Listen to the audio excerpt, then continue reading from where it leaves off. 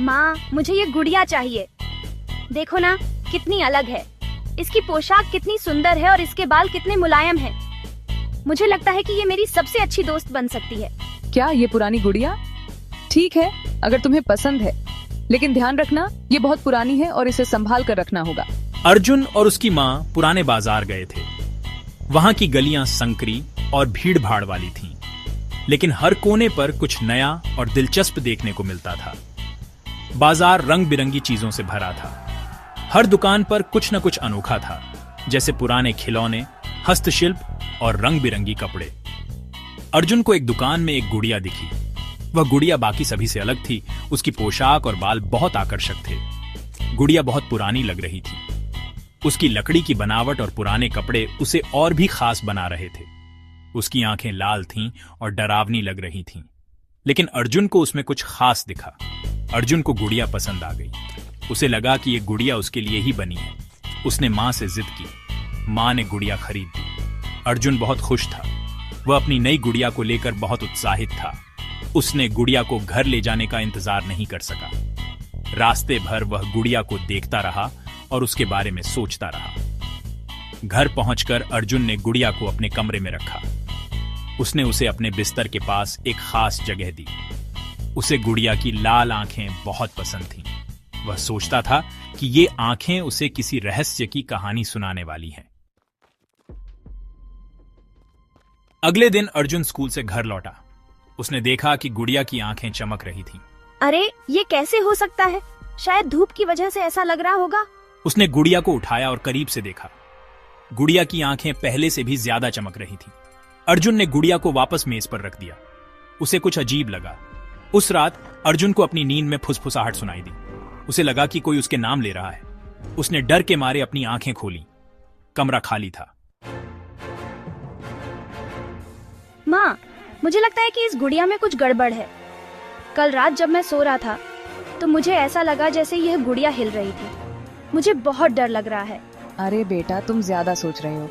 सब ठीक है, ये सिर्फ तुम्हारी कल्पना है। गुड़िया में कुछ भी गलत नहीं है। चलो अब सोने की कोशिश करो। अगली सुबह अर्जुन ने अपनी मां को बताया कि रात को उसे फिर से डरावने सपने आए थे। उसने कहा कि उसे लगा जैसे कोई उसे देख रहा हो। मां ने कहा कि उसे ज्यादा सोचने की जरूरत नहीं है।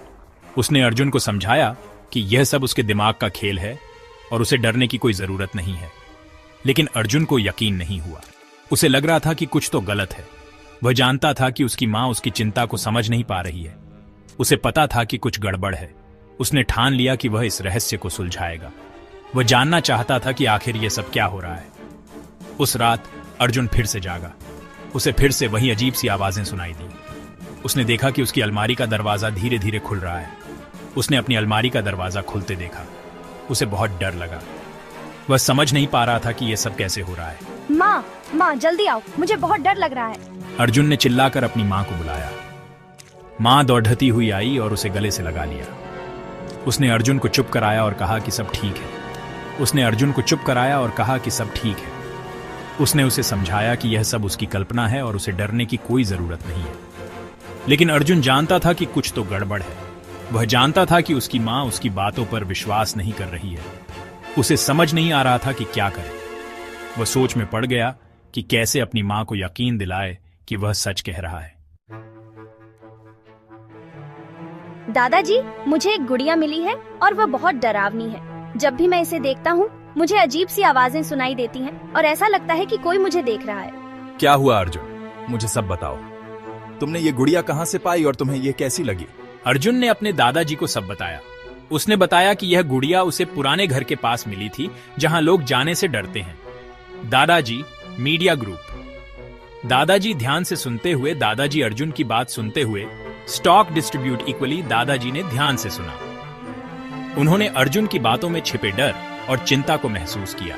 लोगों का कहना था कि बच्ची की आत्मा गुड़िया में समा गई। यह कहानी बहुत पुरानी है और लोग इसे सुनकर ही डर जाते हैं। एक दिन बच्ची की मृत्यु हो गई। उसकी मौत के बाद उस घर में अजीब घटनाएं होने लगी। उसके पास भी एक गुड़िया थी। वह गुड़िया उसकी सबसे प्यारी चीज थी और वह हमेशा उसके साथ खेलती थी। अर्जुन, बहुत समय पहले उस घर में एक छोटी बच्ची रहती थी। वह बहुत खुश मिजाज थी और सबकी प्यारी थी। दादाजी ने कहा कि हो सकता है कि अर्जुन की गुड़िया भी अभिशप्त हो। उन्होंने अर्जुन को समझाया कि कभी कभी चीजें वैसी नहीं होती जैसी वे दिखती हैं। दादाजी, मुझे बहुत डर लग रहा है। अब मैं क्या करूं? मुझे समझ नहीं आ रहा कि इस गुड़िया से कैसे छुटकारा पाऊं। अर्जुन, हमें एक मंदिर जाना चाहिए। वहां हम इस गुड़िया को छोड़ सकते हैं और भगवान से प्रार्थना कर सकते हैं कि वे हमें इस डर से मुक्त करें। अगले दिन अर्जुन, उसकी माँ और दादाजी मंदिर गए। पुजारी जी, कृपया हमारी मदद करें। ये गुड़िया बहुत अजीब है। ठीक है, आप लोग चिंता मत करें, मुझे सब बताइए। उन्होंने पुजारी जी को सब बताया। पुजारी जी ने ध्यान से सुना। हम गुड़िया की मुक्ति के लिए प्रार्थना करेंगे। पुजारी जी ने मंत्र पढ़े और गुड़िया पर पवित्र जल छिड़का। माँ, मुझे अब डर नहीं लग रहा है। लगता है सब ठीक हो गया है। हाँ बेटा, चलो पुजारी जी को धन्यवाद देते हैं। उन्होंने पुजारी जी को धन्यवाद दिया और घर वापस आ गए। उस रात अर्जुन चैन से सोया। उसे कोई डरावना सपना नहीं आया। गुड़िया अब शांत